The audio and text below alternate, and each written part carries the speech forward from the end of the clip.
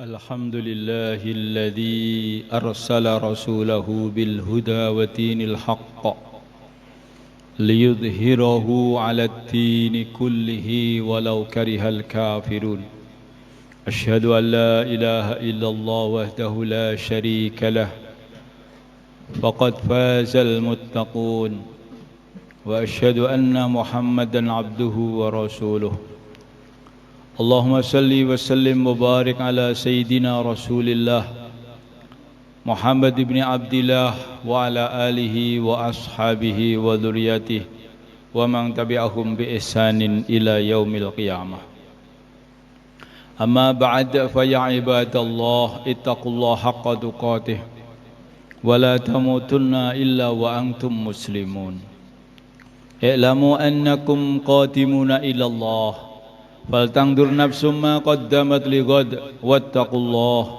إن الله خبير بما تعملون فقد قال تعالى في القرآن الكريم أعوذ بالله من الشيطان الرجيم بسم الله الرحمن الرحيم يا أيها الذين آمنوا اتقوا الله وقولوا قولا سديدا يصلح لكم أعمالكم وقال رسول الله صلى الله عليه وسلم عليكم بكثرة السجود فإنه لن تسجد لله سجدة إلا رفع الله بها درجة أو كما جاء في الحديث Ma'asyiral muslimin jamaah Jumat rahimakumullah. Monggo sareng-sareng ningkataken takwa dumateng Gusti Allah kelawan saestu-estu takwa. Keranten mboten enten tiyang ingkang tambah takwani kejawi tambah mulyane. Lan Gusti Allah Subhanahu wa taala ndawuhaken wa tazawwadu fa inna khairaz zati taqwa. Carilah bekal untuk menghadap kepada Allah. Carilah bekal untuk perjalananmu sowan menghadap kepada Allah. Dan sebaik-baik bekal untuk menghadap kepada Allah adalah takwa. Makanya takwa ini adalah merupakan model hidup yang sangat ideal. Cara hidup yang mendapatkan keridhaan Allah Subhanahu wa taala. Yaitu tertib hidup dengan menggunakan arahan-arahan, menggunakan jalur mana perintah Allah dikerjakan, mana larangan Allah ditinggalkan. Karena orang yang beriman pastilah meyakini bahwa hidup ini dalam perjalanan sowan menghadap kepada Allah. Nanti kalau sowan kepada Allah kemudian sampai ketemu dengan Allah sedangkan dirinya tidak baik, pesanan-pesanan yang disampaikan oleh Rasulnya tidak dikerjakan, larangan-larangan yang disampaikan oleh Rasulnya tidak dihindari. Kemudian nanti kita ini ketemu dengan Allah, bagaimana? Apakah Allah tidak marah? Begitulah hadirin. Karena setiap insan, setiap manusia ini nanti akan ketemu, jumpa dengan Allah bila turjumanin, tanpa ada yang menterjemah. Allah paham dengan bahasa kita masing-masing, bahasa Jawa, bahasa Indonesia, bahasa Inggris, bahasa Belanda, seluruh bahasanya bangsa-bangsa di dunia ini. Setiap manusia akan jumpa kepada Allah. Makanya setiap ada orang yang mati, pengumumannya sekaligus memberi peringatan kepada kita dengan bahasa yang sudah biasa kita dengarkan. Inna lillahi, bahasa sesungguhnya kita ini milik Allah. Inna lillahi itu artinya sesungguhnya kita ini milik Allah. Kita ini bukan milik negara, bukan milik raja, bukan milik siapa-siapa. Kita ini milik Allah. Sebetulnya dari bahasa innalillahi, kita ini milik Allah. Ini mestilah kita menjadi hamba Allah yang baik, menjadi milik Allah yang menyenangkan pemiliknya. Kalau dalam surat An-Nas, Malikin Nas, Allah itu yang memiliki manusia. Pemilik manusia itu siapa? Allah. Rajanya manusia ini siapa? Allah. Dan manusia nanti kalau mati sowan menghadap siapa? Menghadap Allah. Wa inna ilaihi rajiun, dan hanya kepada Allah manusia ini kembali. Dari bahasa ini hadirin, maka setiap manusia mesti paham bahwa sebetulnya perjalanan hidupnya itu adalah perjalanan sowan menghadap Allah. Maka kita harus menghiasi diri ini dengan amalan-amalan yang diwasiatkan, yang dinasihatkan, yang diarahkan oleh Allah. Karena Allah ini maha tahu amalan apa yang harus kita kerjakan supaya kita bahagia, itu Allah tahu. Dan manusia ini khuliqal insanu jahula, manusia ini diciptakan banyak tidak tahu. Berapa banyak perkara yang manusia ini tidak tahu. Jangankan di luar manusia, di luar dirinya, dalam dirinya saja, dalam diri kita ini sendiri aja kita banyak hal-hal yang tidak tahu. Di dalam diri kita ada otak, tapi kita juga tidak tahu otak kita itu seperti apa, kerja otak kita seperti apa. Dalam diri kita ada jantung, ada paru-paru, ada ginjal, ada darah, ada sel-sel, ada tulang, ada otot-otot. Kita tidak semuanya tidak tahu. Itu dalam diri kita, belum di luar kita. Maka hadirin, seyogjanya orang-orang yang beriman ini mesti mentakwai Allah, mesti mengikuti arahan-arahan Allah. Karena Allah itu maha tahu. Perkara-perkara yang menjadikan manusia bahagia diperintahkan oleh Allah. Seperti perintah-perintah agama ini hadirin, kita teliti, kita renungi, maka setiap perintah itu akan mendatangkan kebahagiaan, mendatangkan keselamatan.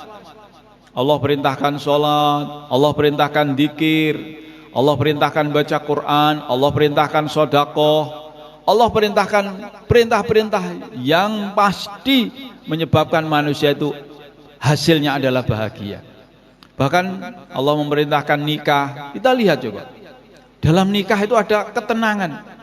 Litaskunu ilaiha, supaya kamu tenang dengan istri kamu itu, dengan pasangan kamu itu. Ini kalau tidak nikah bagaimana? Tidak tahu, tidak ngerti bagaimana cara untuk mendapatkan ketenangan. Dalam dzikir ada ketenangan. Ala bidzikrillahi tatmainul qulub. Dalam sholat ada ketenangan, ketentraman. Ju'ilat qurratu aini fi sholah, kata Rasulullah. Dijadikan sejuknya pandanganku ini dalam sholat. Senengane Nabi itu sholat. Maka orang-orang dulu itu sholat itu tidak dihitungi berapa rakaat, tapi yang dipikirkan itu bagaimana Allah suka. Yang dipikirkan itu bagaimana Allah itu ridho, seneng. Bahkan kebanyakan mereka syukurnya dengan memperbanyak sujud, dengan memperbanyak sholat. Hadirin, setiap perintah karena ini mendatangkan kebaikan-kebaikan untuk manusia, maka nanti pesan akhirnya adalah perbanyaklah. Suruh sholat, nanti pasti pesan akhirnya perbanyaklah sholat, perbanyaklah sujud. Disuruh zikir, nanti ujungnya perbanyaklah zikir. Seperti firman Allah, ya ayyuhalladzina amanu dzkurullaha dzikran katsira. Hai orang yang beriman, berzikirlah kamu kepada Allah dengan zikir yang banyak. Karena zikir itu berguna buat kamu. Nanti kamu akan menikmati hasil zikir kamu itu kekal selama-lamanya. Nanti kalau zikir kamu sedikit bagaimana? Hadirin, setiap manusia pasti tahu semakin jauh satu perjalanan, maka akan semakin banyak bekal yang harus disiapkan. Begitu juga manusia ini, perjalanannya sangat-sangat panjang. Di dunia ini hanya baru beberapa perjalanan yang ditempuh. Masih banyak, masih panjang perjalanan yang harus ditempuh oleh seorang manusia. Karena manusia ini perjalanannya itu bukan berhenti dengan kematian, bukan berhenti karena dikubur, tapi masih jauh lagi. Ada mahsyar, kemudian di mahsyar ada program namanya sirat, ada hisab, ada mizan. Kemudian sirat ini jembatan. Kemudian siapa yang bisa melewati jembatan itu, maka dia akan bisa masuk surga.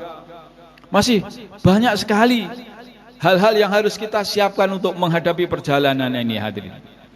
Kalau seseorang dari rumah mau pergi ke sawah, sawahnya dekat, itu paling cuma bawa bekal, air putih, 1 botol, mungkin cukup. Nggak bawa apa-apa, nggak bawa makan, nggak bawa minum. Bahkan tidak bawa bekal pun juga tidak apa-apa kalau kuat menahan haus. Tapi semakin panjang perjalanan lagi, semakin jauh kita pergi ke Madiun, perlu bekal tambah lagi. Uang 50.000 mungkin pas-pasan, bahkan khawatir. Perlu bekal tambah lagi. Itu kalau Madiun. Bagaimana kalau Surabaya? 100.000 takut nih. Bisa pulang apa enggak, makan apa. Terus tambah jauh, tambah jauh. Begitu juga hadirin. Kita bukan mau pergi ke Jakarta, bukan mau pergi ke Amerika. Kita mau pergi ke negara, namanya negara akhirat. Kita ini kadang-kadang sering mendengar, walaupun belum pernah ke sana. Karena sering mendengar dari berita. Dan pembawa berita pun kita juga tidak tahu bisa dipercaya apa tidak. Itu pun karena semua orang mempercayai, ikut-ikut percaya. Seperti di antara kita di sini mungkin belum pernah pergi namanya ke negara Amerika. Belum pernah pergi namanya negara Belanda. Tapi semua percaya ada negara namanya Amerika, ada negara namanya Belanda, ada negara namanya Australia. Walaupun kita ini belum pernah ke sana. Tetapi ini ada berita yang membawa berita ini dijamin 100% jujur, tidak pernah bohong sedikit pun. Namanya baginda Muhammad SAW memberitakan bahwa ada negara namanya negara akhirat. Dan kita akan dikirim ke sana. Kalau nggak mau dipaksa. Kalau nggak mau berangkat, diberangkat nih. Gak gelem mlaku dhewe dipikul. Hadirin yang dimuliakan, dan itu terjadi hari-hari di depan kita. Coba kita pikirkan, wis sangune apa kuwi son? Lah di akhirat itu sing payu apa? Apa duit? Beras? Apa sing payu ning kono kuwi apa? Sing payu ning kono kuwi wong sing nggawa amal saleh. Sing nggawa salat akeh, sing nggawa dzikir akeh, sing nggawa bacaan Quran akeh, sing nggawa amal soleh akeh, sing nggawa ganjaran sedekah akeh. Ning ngono ge seneng. Tetapi ke sana, ke negara akhirat sana enggak bawa amal-amal soleh ini, nanti akan digebuki oleh penjaga-penjaga di negara akhirat sana, para malaikat. Bahkan kalau ke sana dengan membawa perkara-perkara yang buruk, amalan-amalan dosa, amalan-amalan durhaka, amalan-amalan maksiat, maka nanti akan dipukuli oleh penjaga-penjaga di sana, petugas-petugas di sana, namanya malaikat. Bahkan diseret, dilempar ke dalam neraka, yaitu dibakar sana. Hadirin, neraka itu besar. Kita itu dimasukkan, manusia dimasukkan ke neraka aja itu seperti mungkin ikan, apa namanya itu, ikan asin atau ikan teri dimasukkan ke dalam wajan. Udah diudek-udek nggak bisa keluar. Begitu juga manusia. Maka hadirin yang dimuliakan Allah SWT, berita-berita yang disampaikan oleh Nabi ini kita pikirkan bagaimana perkara-perkara yang disampaikan oleh Nabi di dunia saja sudah terjadi semua. Maka nanti apa yang disabdakan oleh Nabi tentang kubur, apa yang disabdakan Nabi tentang mahsyar, sirat di akhirat, itu berarti juga pasti terjadi. Juga pasti terjadi. Nabi sabdakan nanti di akhir zaman, itu pada saat itu belum ada yang namanya rumah bersusun-susun, orang Arab masih miskin. Tapi Nabi sudah bersabda, nanti kalau kamu sudah berbangga-banggaan, tinggi-tinggian bangunan, maka itu tandanya hari akhir sudah dekat. Pada tahun 1400 tahun yang lalu, bangunan itu loh masih jelek-jelek, belum ada yang namanya bangunan ditumpuk-tumpuk, tidak ada.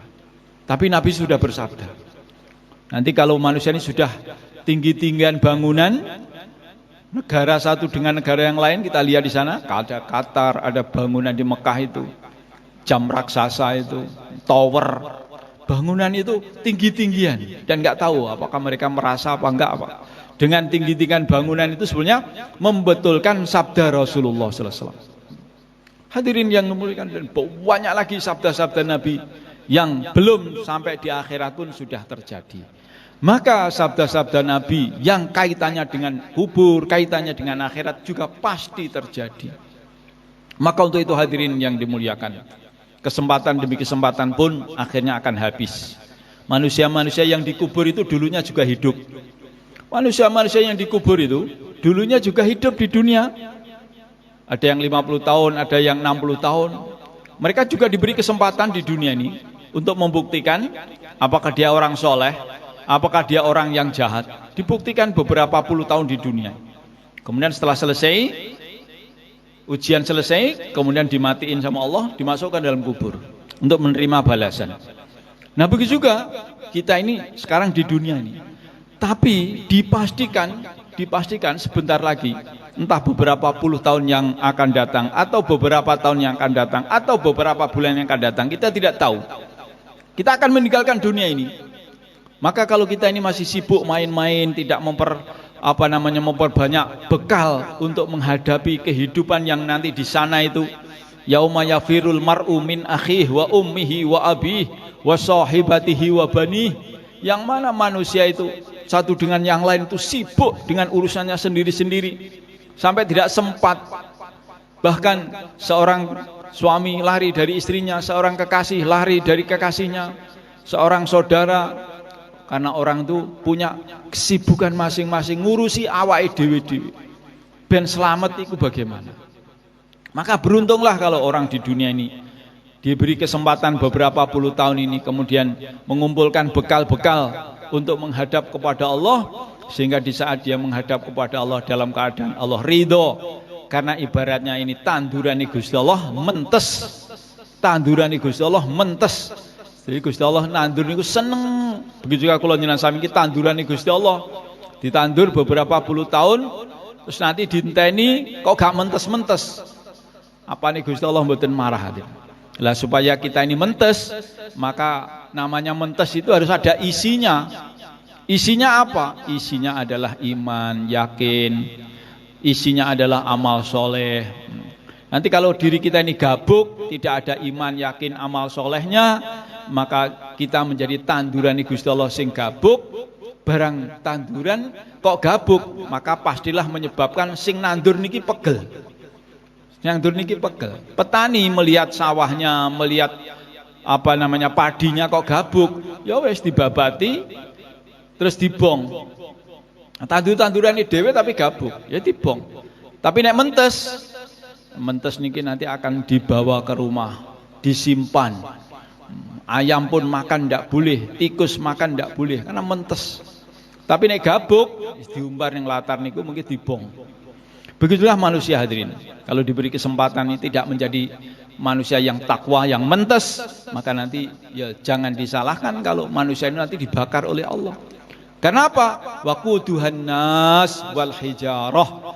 Karena bahan bakarin rokok niku menungso. Aneh. Bahan bakar tapi mboten kayu, mboten napa niku jenenge batu, mboten kayu, mboten solar, mboten minyak. Tapi bahan bakarin neraka adalah manusia dan batu. Manusia dan batu. Maka manusia dan batu, yaitu manusia yang dan batunya, yaitu yang disembah, maka nanti akan dibakar dalam neraka. Maka bagaimana hadirin yang dimuliakan Allah? Untuk itu marilah kesempatan, masih diberi kesempatan oleh Allah, diberi waktu, diberi umur yang panjang, ini kita gunakan sungguh-sungguh. Terutama kita tunaikan tugas-tugas seperti sholat Jumat, pesan daripada Allah SWT, wa idza nudiya li sholati min yaumil jumu'ah fas'au ila dzikrillah. Kalau kamu itu dipanggil untuk sholat Jumat, cepet-cepet toh. Cepet-cepet. Tinggalkan itu kesibukan-kesibukan di rumah, kesibukan di kantor, di toko, di sawah, di ladang. Kamu dipanggil sama Allah yang memberi rezeki sama kamu, yang memberi hidup sama kamu. Kamu kok sibuk sendiri itu bagaimana? Nah, nanti dimarahi sama Allah. Maka jamaah yang dimuliakan, semoga kita tetap istiqomah di dalam ibadah, dalam iman Islam, dan bagaimana kita selalu isi dengan amalan-amalan yang diridhoi oleh Allah sehingga kita ini selamat di dunia, selamat di akhirat. Allahumma amin. Ja'alana Allah wa iyyakum minal faizin al-aminin wa adkhalana fi zumratil muttaqin. A'udzu billahi minasyaitonir rajim. Bismillahirrahmanirrahim. Wal 'asri innal insana lafi khusrin illa alladziina aamanu wa 'amilus shalihati wa tawassaw bil haqqi wa tawassaw bis sabr. Wa qur rabbighfir warham wa anta khairur rahimin.